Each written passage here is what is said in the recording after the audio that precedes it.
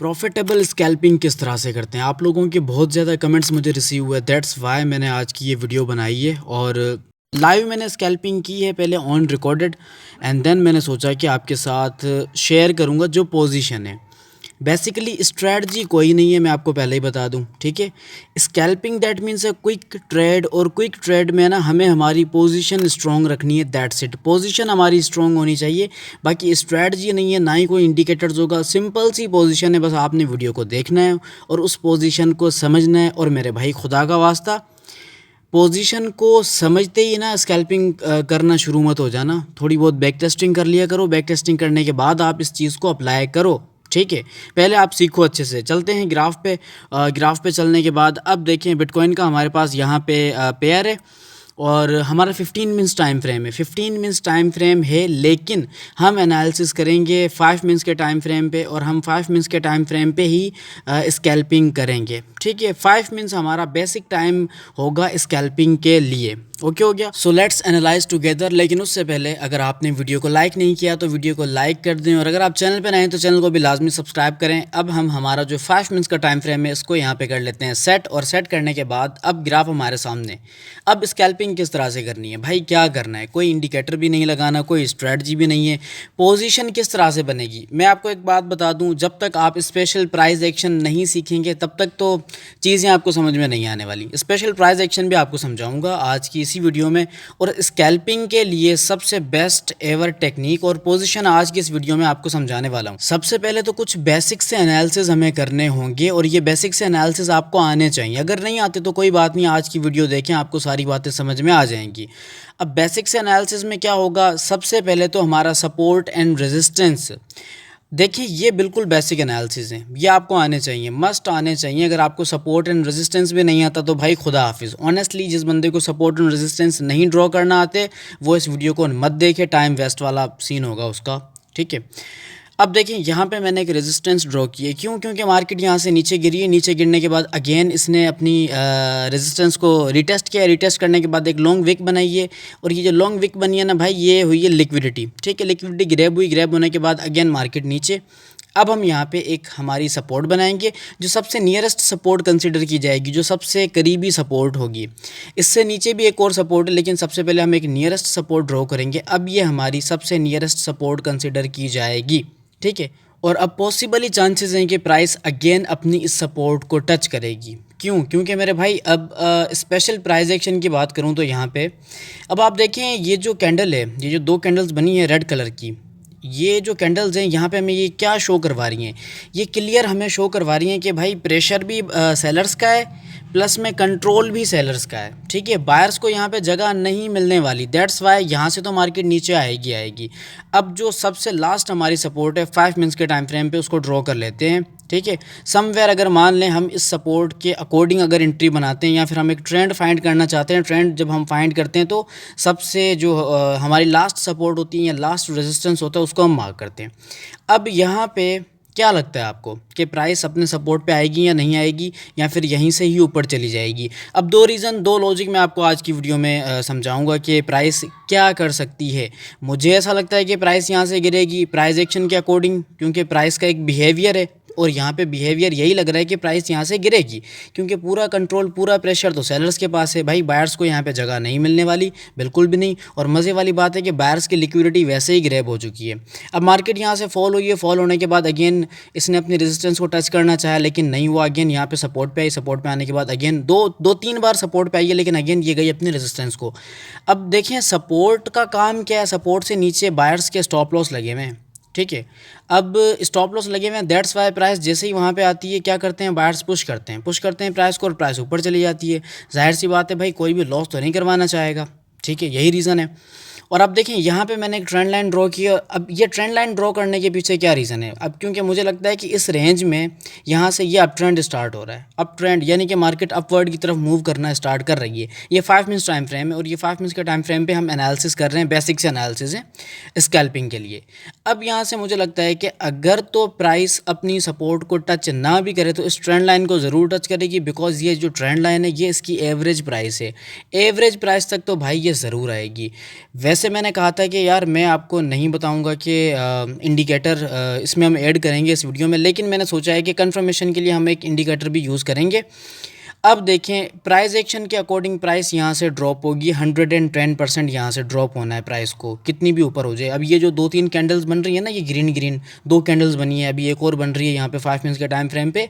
ये सारा ट्रैप है, ये इंड्यूसमेंट वाला सीन है यहाँ पे ना, कुछ भी नहीं होने वाला।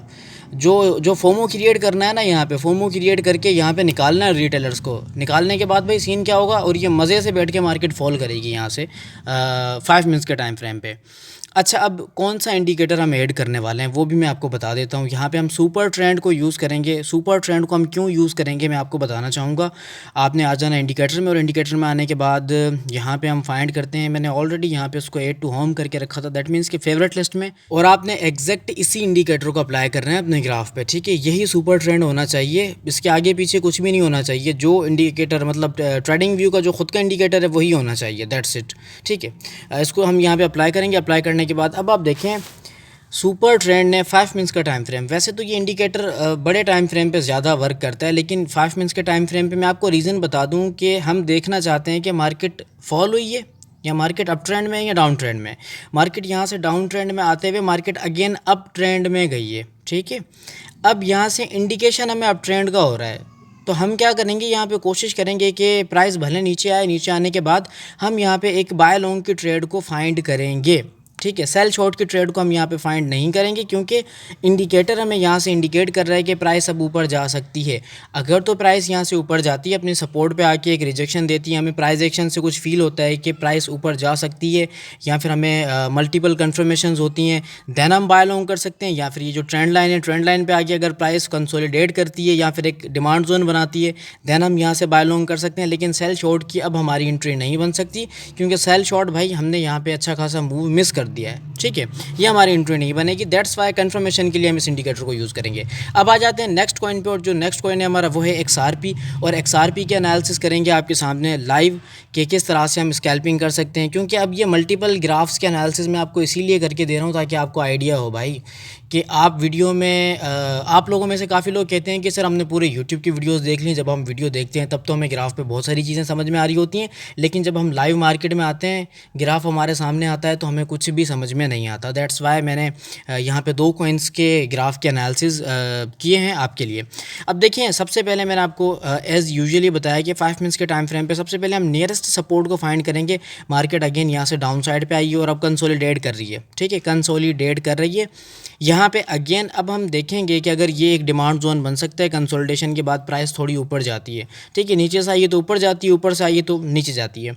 अब यहाँ पे ये हमारी एक रेजिस्टेंस है, ठीक है, और नीचे वाली है हमारी एक सपोर्ट। अब प्राइस इन दोनों के बीच में, और खुदा का वास्ता एनालिसिस करते वक्त आपने एक चीज़ ध्यान रखनी है, एंट्री आपकी या सपोर्ट पे बननी चाहिए या रेजिस्टेंस पे बननी चाहिए। बीच में आपने एंट्री नहीं मारनी भाई, सुसाइड ट्रेडिंग नहीं करनी है। मैं आपको ऑनेस्टली बता रहा हूँ, सुसाइड ट्रेडिंग बिल्कुल भी नहीं करनी।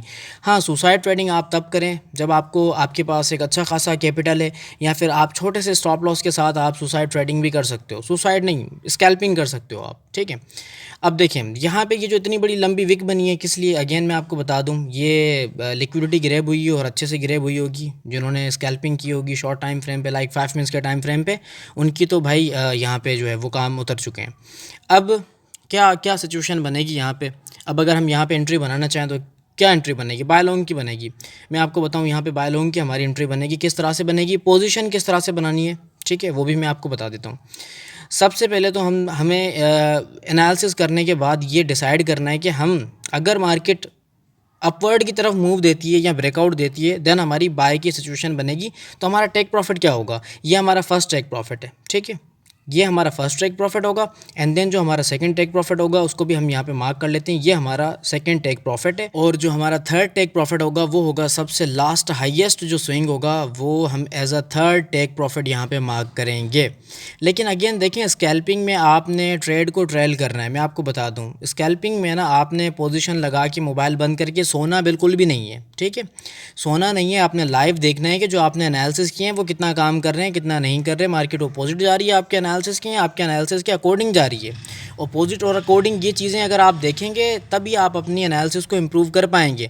पोजीशन बनानी है अच्छे से, देखना है कि मार्केट ब्रेकआउट कहाँ से देगी, सपोर्ट पे क्या रिएक्शन हो रहा है, रेजिस्टेंस पे क्या रिएक्शन हो रहा है, अगर ब्रेकआउट होगा तो टेक प्रॉफिट हमारा अच्छा है या नहीं है, ब्रेकआउट के बाद क्या सिचुएशन बनेगी, ये सारी चीज़ें आपने देखनी है। प्लस में हम यहाँ पे सुपर ट्रेंड को यूज़ करेंगे और सुपर ट्रेंड हमें यहाँ से इंडिकेट कर रहा है कि मार्केट नीचे आई है, अब मार्केट के ऊपर जाने के चांसेस हैं। ठीक है, यहाँ से इसने सिग्नल दिया है बाय लोगों का एंड देन मार्केट ऊपर भी गई है अच्छा खासा। यहाँ पे स्कैल्पिंग में हमें अच्छा खासा मूव कैप्चर हम कर सकते थे, लेकिन क्योंकि हम नहीं थे लाइव मार्केट में दैट्स वाई हमसे मिस हो गया। लेकिन सुपर ट्रेंड जस्ट आपको गाइड करेगा कि अब मार्केट कहाँ जाएगी। ऐसा नहीं होगा कि 5 मिनट्स के टाइम फ्रेम में आपको मल्टीपल ट्रेंड बताएगी, बिल्कुल भी नहीं। आपको लास्ट ट्रेंड बताएगी कि अब मार्केट नीचे जा सकती है, ऊपर जा सकती है, तब आपने वेट करना है। आपकी एंट्री हमेशा रेजिस्टेंस पे होगी या सपोर्ट पे होगी, अगेन आपको रिमाइंड करवा दूं, और या फिर इन दोनों के ब्रेकआउट के बाद होगी या ट्रेंड लाइन के ब्रेकआउट के बाद होगी। That's the key points, that's the point of interest जहाँ पे आप एंट्री बनाएंगे स्कैल्पिंग की, एंड देन आपने अपनी पोजीशन एडवांस में बना के रखनी। जिस तरह से मैं आपको बताऊँ आपका रिस्क रिवॉर्ड रेशो क्या होगा। लाइक अगर मैं ट्रेडिंग करता तो मेरा रिस्क रिवॉर्ड रेशो कम से कम 1:3 होता। ठीक है, ये 1:2 तो मस्ट होता। तो इसीलिए मेरे भाई आपने भी जो है 1:2 का रिस्क रिवॉर्ड रेशो ज़रूर लगाना है। दैट मीन्स कि अगर आप $10 का स्टॉप लॉस लगा रहे हो तो आपका टेक प्रॉफिट कम से कम $20 का होना चाहिए। ये आपकी प्रॉपर पोजीशन होनी चाहिए, प्रॉपर आपकी स्ट्रेटजी होनी चाहिए, प्रॉपर आपका प्लानिंग होनी चाहिए। ये सारी चीज़ें अगर आप इन सब चीज़ों को माइंड में रखते हुए स्कैल्पिंग करेंगे, ट्रेडिंग करेंगे, तो होपफुली आपको यहाँ पे ज़्यादा प्रॉफिट होने वाला है। उम्मीद करता हूँ कि जो बातें मैंने आपके साथ शेयर की हैं, इन बातों से आपको फ़ायदा हो। और अगर आज की वीडियो ने आपके नॉलेज में थोड़ा सा भी इजाफा किया तो आपने वीडियो को लाइक करना है, आगे शेयर भी करना है। आज के लिए इतना ही, मिलेंगे नेक्स्ट वीडियो में, तब तक के लिए खुदा हाफिज़।